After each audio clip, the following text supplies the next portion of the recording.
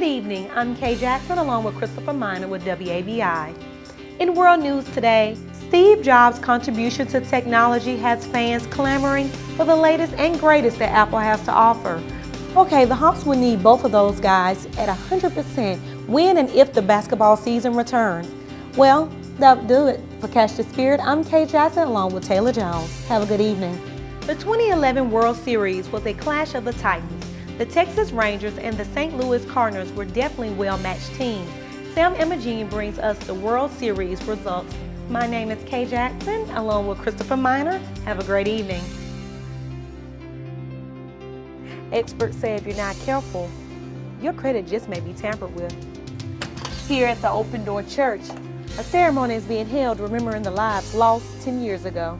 Officials say if you don't click it, you will get a ticket. Federal Trade Commission warned consumers to check their website twice or they may get more than what they bargained for.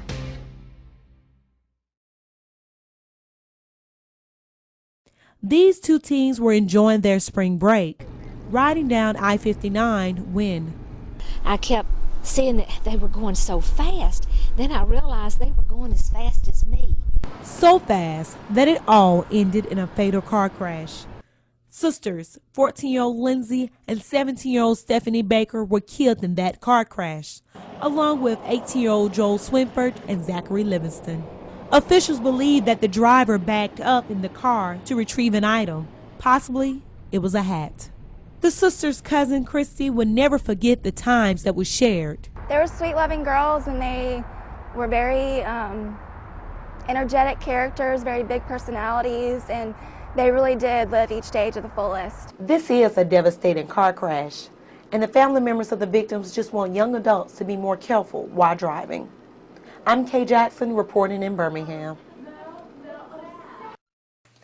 Here at the Open Door Church, a ceremony is being held remembering the lives lost 10 years ago. This video shows how the F5 tornado shook the community. The F5 tornado ripped through Oak Grove, Alabama on April 8, 1998. 33 people were killed. Many homes and churches were destroyed, leaving families homeless. There was a family of 6, one hill, to the east of us, and they were sucked out of their basement. This church was hit the hardest, and Gail Kiger's skills were put to work. Just as we entered the hall and dropped to our knees is when it hit and the double doors flew over our heads. Nicole Gamble explained what happened to the church during the storm. The roof went, the second floor went, the winds were blowing, the wind was sucking. It had a whoosh and sucking sound. Although the twister ripped this church apart 10 years ago, the scars it left are still fresh in the memory of the church members. Reporting in Birmingham, I'm Kaye Jackson. No, you can drop it off. The Jefferson County Board of Registrars have been very busy since Labor Day.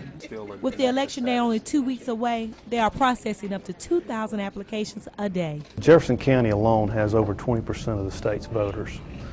So when we see an increase in voter registration in Jefferson County, it's going to have a big impact on an increase in voter registration in the state. 50% of the applications are new voters, and while the other half are changes. The last date to register is October 24. The board hired additional help, anticipating a heavy load daily. We're staffed up to get everything processed so we can get everyone registered that turns in a proper voter registration form, get them on the voting rolls, and get those books produced and out to the voting precincts on election day. Now, with time still ticking away, you still have time to pick up an application here at the Jefferson County Courthouse. I'm Kaye Jackson reporting in Birmingham.